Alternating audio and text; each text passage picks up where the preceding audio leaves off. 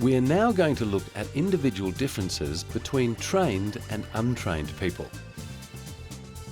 Training can take various forms. Its effect on individual differences depends on the training regime. This refers to the type of training, like strength training or endurance training, and the range of various exercises that make up a training program.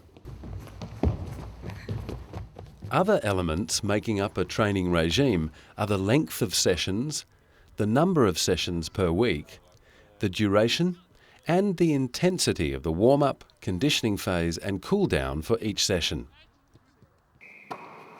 Okay guys, we need to do a warm down now. Different training regimes can take place in different conditions. Training, or more importantly, living at high altitude increases red blood cell concentrations, allowing more oxygen to reach the muscles during exercise. The effects of training on individuals vary according to a number of genetic and environmental factors. There are two types of responses to training: acute or immediate, and lasting as long as the training and recovery does, and chronic or long-term adaptations that take about 6 weeks of regular training to start taking effect.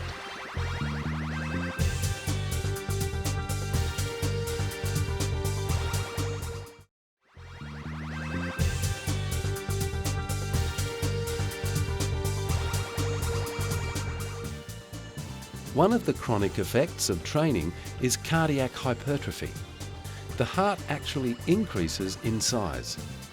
Endurance athletes in particular develop larger chambers.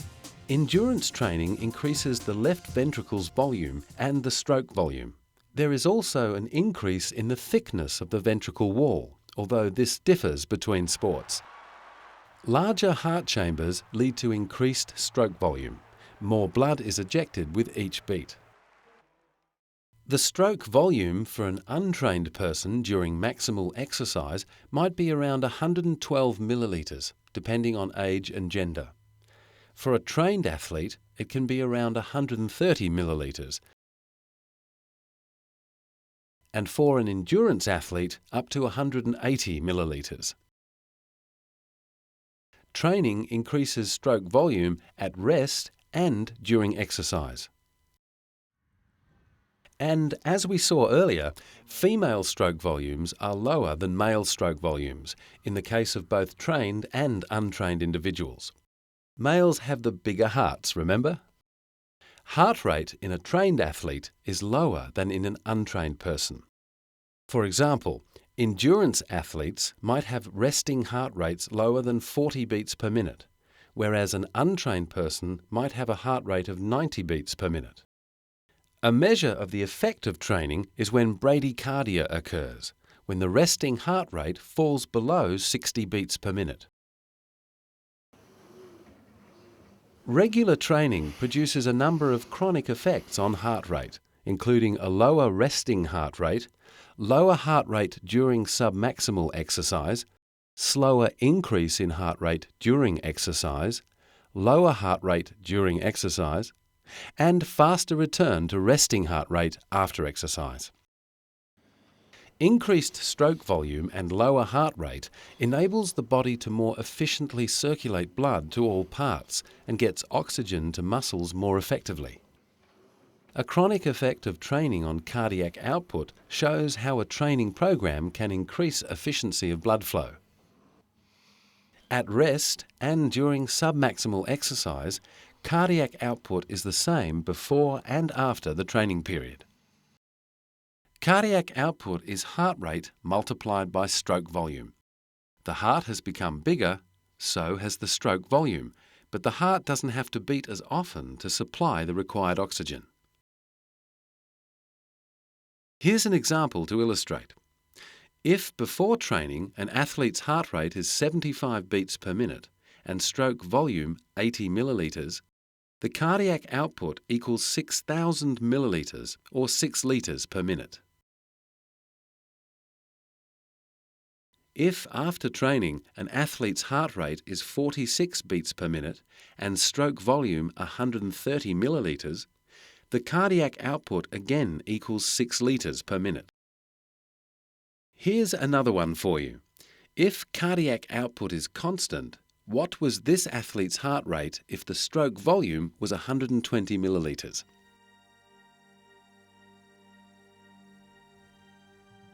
"50 beats per minute."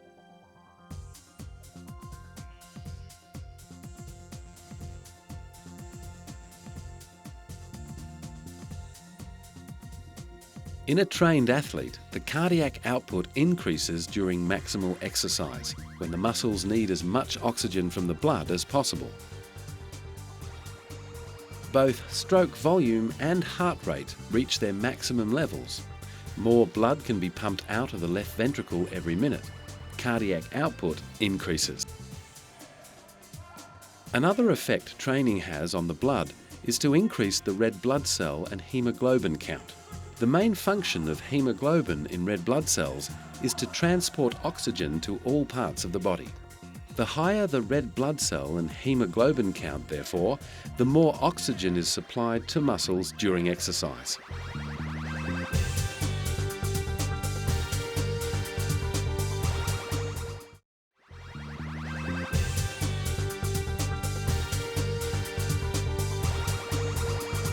We spoke earlier of the difference in VO2 maximum between males and female.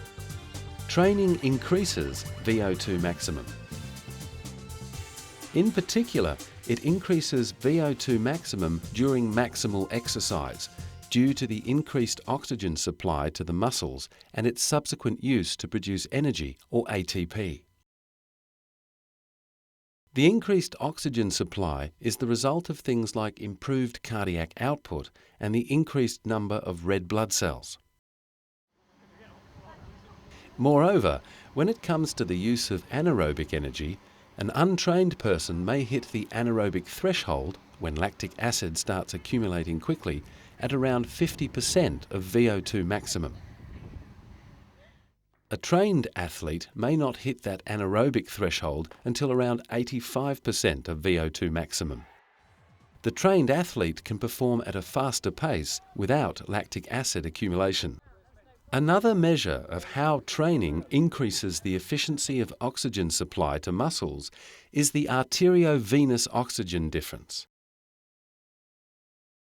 Regular training means more oxygen is supplied by the blood to muscles. This is brought about by an increase in the level of myoglobin, a substance in muscles that attracts oxygen from the blood, and an increase in the number and size of mitochondria in the cells. Arteriovenous oxygen difference is the difference between the concentration of oxygen in the arteries and that in the veins. In other words, it reveals how much oxygen is being used by the muscles. For example, at rest, the concentration of oxygen in the arteries might be 21 millilitres per 100 millilitres of blood. In the veins, it might be 14 millilitres per 100 litres of blood.